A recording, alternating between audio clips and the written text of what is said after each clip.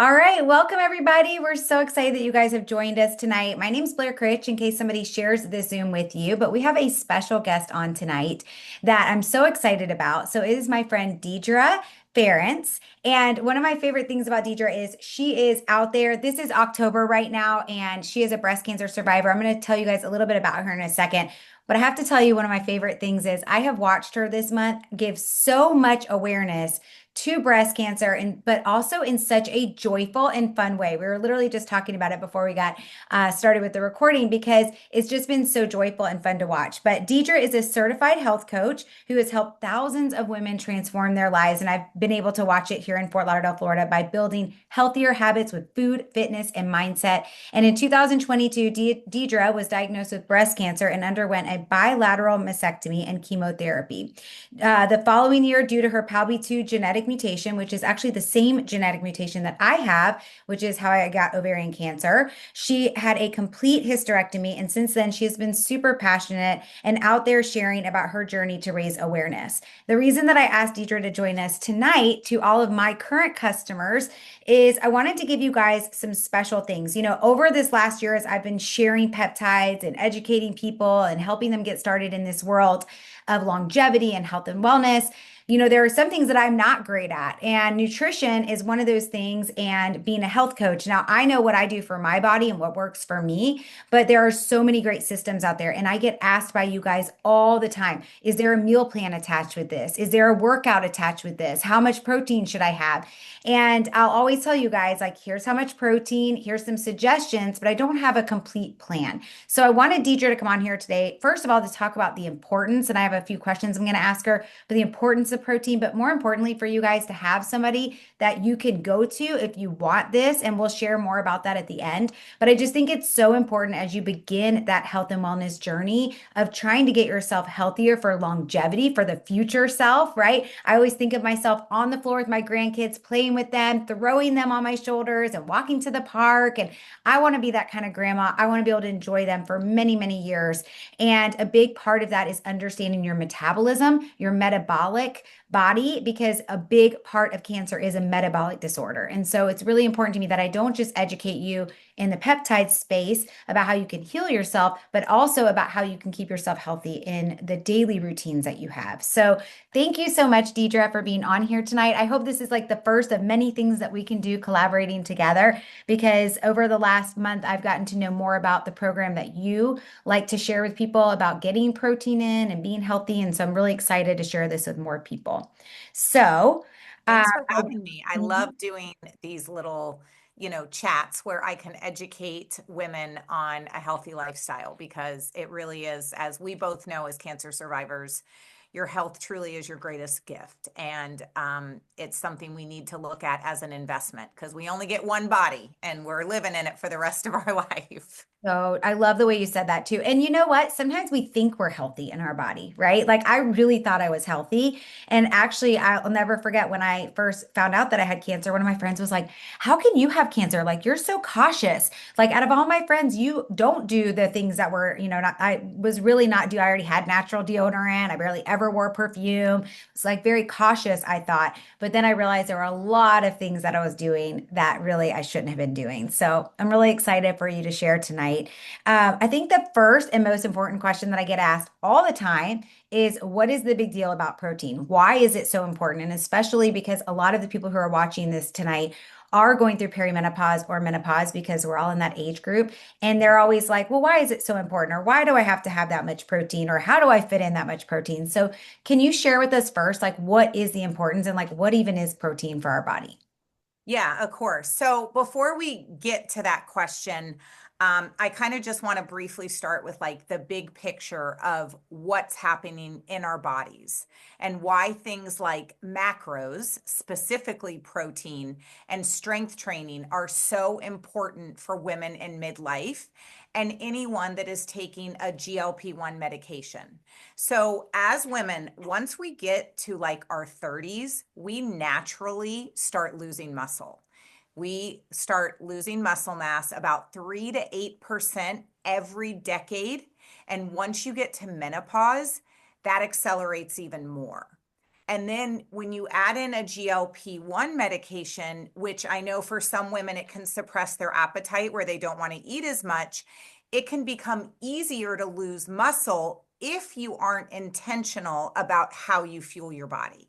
So you just have to do everything in your power to counteract that natural muscle loss that's already happening in our bodies. And I know you, Blair, you do a great job. I follow you on social media. I see you constantly talking about the healthy habits that need to go alongside your GLP-1 medication journey. And that's so important. You talk about protein, you talk about fitness, you talk about those lifestyle changes, which some people in the space don't do. And I really like that about you. And it's one of the things that I've really enjoyed watching you talk about on your social media. And I know you share it with your clients. So when I specifically work with my clients, I'm very focused on macros. And macros are essentially the protein, the fat, and the carbs that make up the nutrients that you eat. So I know some people aren't familiar with that term. Macros is short for macronutrients, but basically they are those three things: protein, carbs, and fat that you are eating. And when you eat the right balance of protein, carbs, and fat for your body, that's going to be what fuels your metabolism, what supports your hormones, what gets you your energy level, and just supports your overall health and even your body composition. So we focus really on macros versus just calories, because I know many women, we've all done, the programs where we count calories and we're trying to stay within a certain calorie range, but you might not all calories are created equally. So you might be hitting a calorie goal. Let's just say you have a goal to eat 1,400 calories a day. You could eat, we know those little snack packs, those little like 100-calorie nut packs and cookie packs and cracker packs. You could literally eat 14 of those a day and you could hit your calorie goal. But that doesn't mean you're getting the right nutrients that your body needs so that it can function optimally for you. So that's where, those macros, specifically protein, which I'm going to talk about, really come into play today. And when you are fueling your body properly and combining that with strength training, it's going to work alongside your GLP-1 medication to get you even better results and help you sustain your results. So that's really important because you will protect your muscle and you're going to improve fat loss, because when you have more muscle on your body, you burn fat faster. Your body starts to burn fat naturally for you. So it's not just about weight loss. You also want to be burning fat at the same time, because that's what's going to change the way your body looks. That's what's going to give you those body composition changes that I know we all want. So let's go into protein. I tell my clients that protein is your king macro. It is like your most important. They're all important, okay? Carbs are important too, so are healthy fats, but protein is like your anchor macro. And as our estrogen starts to decline, our bodies become less efficient at maintaining or building muscle. And protein actually helps us preserve the muscle that we do have, build more muscle if that is one of our goals. It balances our blood sugar and it will help you stay satisfied for longer. So, a lot of people that struggle with the snacking, when you eat more protein, it can actually help you cut back on that kind of mindless snacking that can happen. It also helps with your energy levels and mood swings. So even eating enough protein can help with mood swings and cravings. Cravings, when you're satisfied and getting to a certain amount of protein, it's going to help you control those cravings for the foods that you don't necessarily want to have. And then just as a little extra bonus, protein also is important for our skin, it's important for our hair, and it's really important for our bone health.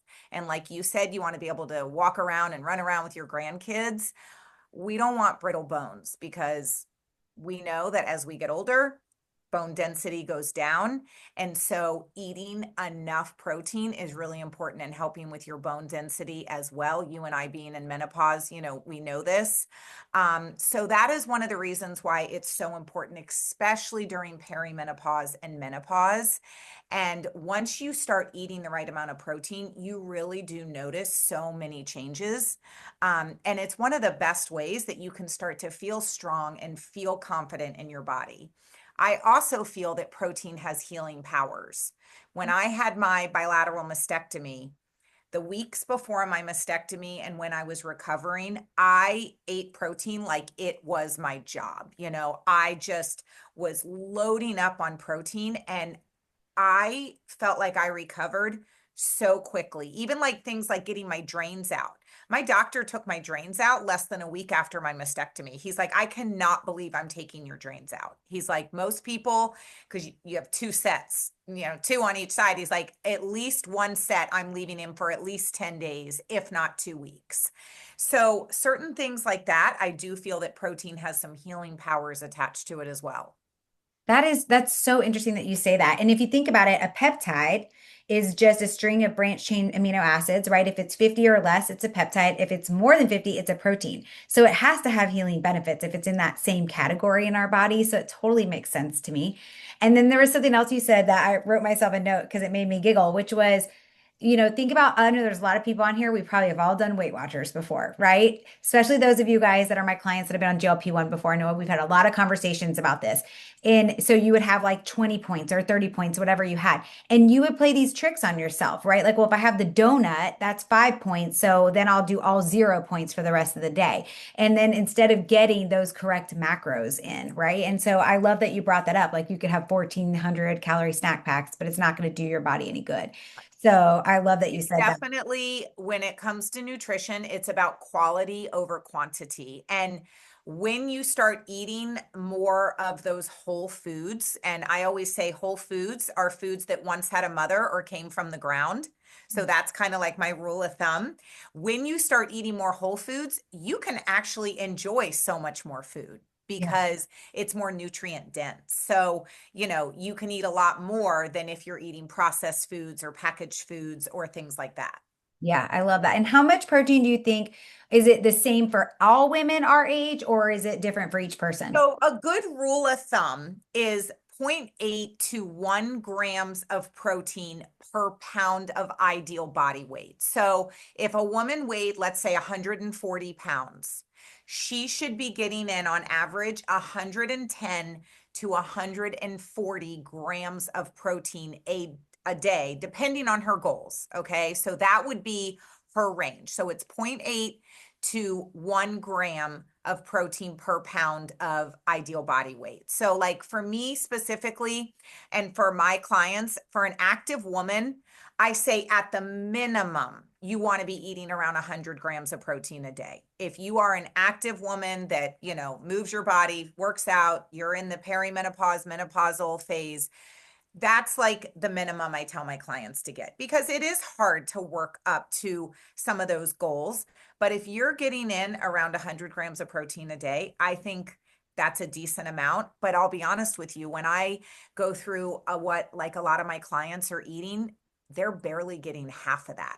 Yeah. It's just not enough. And even when you're eating healthy, it doesn't mean you're eating right or you're eating smart or you're eating well. Yeah. So that's where, I say, we've all been kind of brainwashed, if you will, that we have to eat as little as possible, and the little we eat, the better. But we do need to eat fuel because that's what's going to fuel our body. But we just need to eat the right fuel, and we need to be eating the right amount of it. And if you break it up throughout your day, it's not as overwhelming. So let's say you have 3 meals a day. If you can get in 30 grams of protein in each of your meals, you've almost gotten yourself to that 100 grams. And then you add in a snack that has 15 to 20 grams of protein, which, by the way, it can be a protein shake.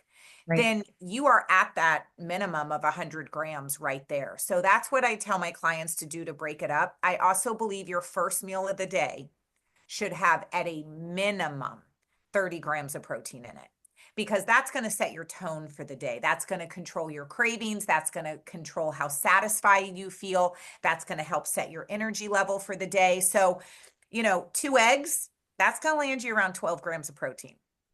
Yeah. So two People are eggs. usually shocked about that. Yep. Yep. People think eggs to me are not a high protein food. They're more of a moderate, I'd call them a moderate It's a protein food. great snack.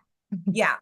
But 2 eggs, you're only getting 12 grams of protein. So, there's different ways. I like to add cottage cheese to my eggs. That's one way that I will get those 2 eggs. I'll also use 2 whole eggs, and then I'll use like a half a cup of egg whites. Mm. So that I'm not eating like 4 eggs per se, but I'm eating my like 2 eggs, and then I'll mix it in and make an omelet or scramble it with like a half a cup of egg whites. So that gives me a little more of that protein. But yeah, so if you break it up throughout your day, and then a protein shake to me is just a great snack because you can load it up with your protein powder. If you want to put healthy carbs in there by adding fruit, you can put healthy fats in there like chia seeds and coconut and avocado. If you've never put avocado in a protein shake, I swear you can't taste it, Makes but it it makes like it so thick and creamy. yeah, it's like a Yeah. milkshake. Yeah, I Yeah. love that. Yeah, it's a trick I taught my kids. So I love that you said that because a lot of people that are watching this are on GLP-1 and sometimes they feel like they can't fit in the protein. So I feel like you answered that question, which is being sneaky with different ways to add it in. So I love that, you guys. Make sure you take note of that. That is, and actually, if you're eating the right things, you won't gain weight. So one of the things that I do, I find I sleep better when I have protein right before bed. I learned that through GLP-1 because I wasn't getting enough protein at first. Yep. And so I started drinking either a protein smoothie at night or like some of my friends make like a Greek yogurt with cacao and a little bit of peanut butter. I just do I do a protein, like half of a protein shake before I go to bed Yep. because it's yummy to me and I like it. And but It's things like like a that. dessert. I mean, it Yeah, really is. it does. It feels like a dessert for sure. So Yeah. strength training. Let's talk a little bit about strength training. Why is it important and how often do you feel like you should do it? So, strength training is truly the secret sauce, in my opinion, to aging well. Like it is we're all looking for the magic potion. It is the magic potion to aging well because again, it helps preserve your muscle, it helps protect your bones, it helps keep your metabolism fired up and working for you. And it really becomes important as we age. So, you don't need to live in the gym. Okay. I personally, when I go to the gym, I'm there for maybe 45 minutes at the most. I think 3 to 4 short sessions a week is ideal. Okay.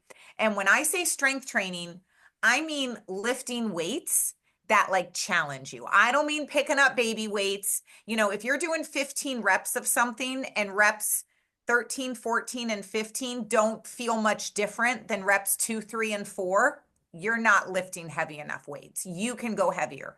Whatever you're doing, by the time you get to those last few reps, I want you making, I call it the ugly face. The face we've all seen. If you go to a gym, you've seen the people doing it, but you want to truly have to make the ugly face when you get to those last few reps. You want to be challenged. I promise you are not going to become a bodybuilder. You're not going to look like a bodybuilder. You're not going to look like one of these girls that does fitness competitions. They are eating way more than you could ever imagine to put on that muscle and look like that, unless that's your goal. If that's your goal, that's amazing. That's awesome. That's great. But I know a lot of women, they're like, I'm scared of strength training. I'm going to get bulky. No, you are actually going to get that lean, toned, strong, defined look that I know many of us are after. Okay. We don't want to be skinny fat. We want to be strong, and I want someone to look at me and go, she works out. So that's where strength training is important. Short sessions. My clients get 30-minute workouts in my program. All they have to do is press play and they follow them. And we follow a cycle of doing strength training 3 days a week. And then we do HIIT twice a week, and then we take rest or active recovery.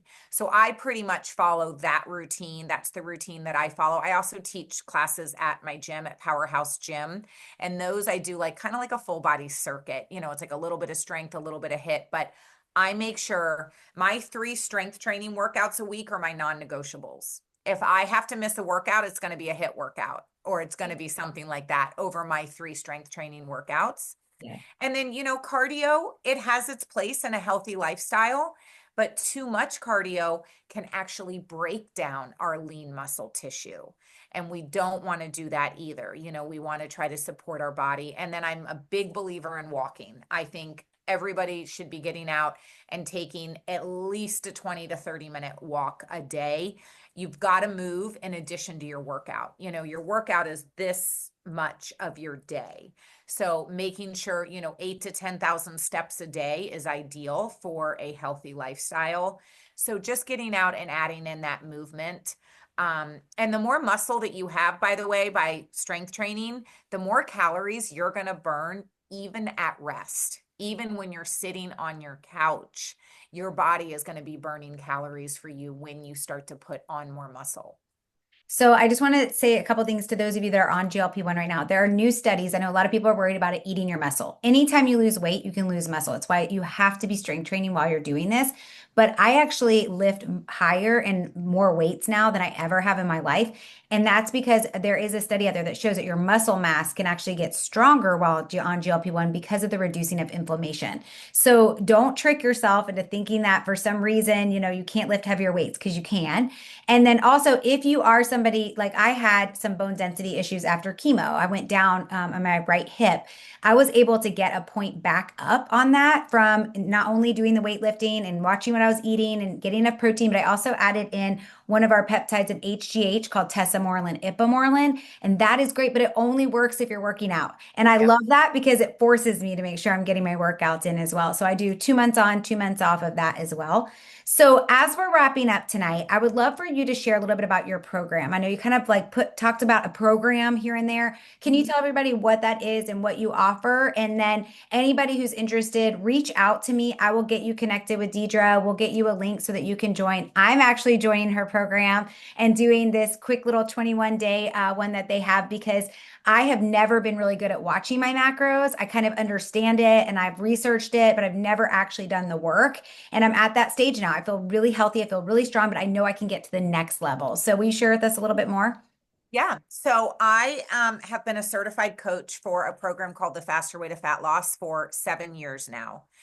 Did the program myself about 7.5 years ago, went through their coaching certification and became a coach. I've coached a couple thousand clients through the program in that time. Then I went on to become a fitness instructor so that I could also teach, group fitness classes at my gym. But I have clients that are currently taking GLP-1s, and I can tell you that the program that I coach my clients through and GLP-1s, they really do blend together really well because you are going to learn how to support your body, not only while you're on that GLP-1, but should you decide to cycle off of it at some point or reduce the amount that you're taking.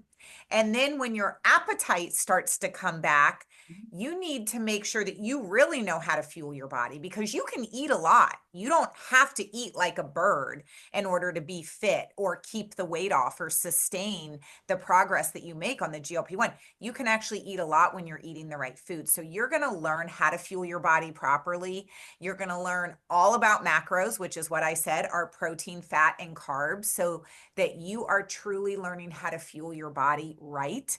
Not only for fat loss, but for energy, for longevity. We also use other strategies called intermittent fasting and carb cycling. You may have heard of these before, but they really support women in perimenopause and menopause because they not only help support your hormones and metabolism, but they really help with your blood sugar balance. And many of us, as we go into perimenopause and menopause, our blood sugar gets kind of all out of whack. We become insulin sensitive, and we need to be making some changes so that we can support our body through all of that. So I love the intermittent fasting. I love the carb cycling. Carb cycling is basically where we have certain days where we do eat more low carb because there are benefits to a low carb lifestyle.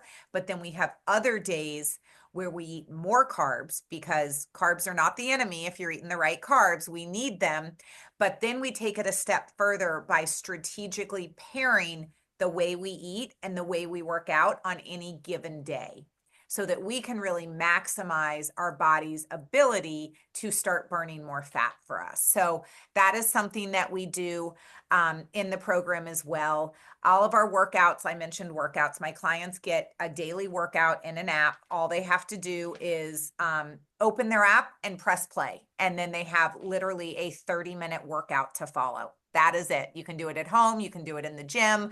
I do them some days in the gym and I do them some days in the middle of my living room. So it's really that combination of being on the GLP-1 and learning these lifestyle habits that are going to help you not only better your results, but then sustain your results and feel your best. Because the number on the scale is one thing, but you want to be feeling good too. You know, it's not just about the number you see on the scale. You want to be showing up with energy for your family and the ones that love you, and, you know, going through life feeling happy and strong and confident that you are doing everything you can to take care of your health and take care of your body. So, as Blair mentioned, she's joining me for my next. I have a little 3-week reset that is starting this Monday, and Blair is going to join me for that. And I'm so excited to have her doing the program with me so that she can learn more.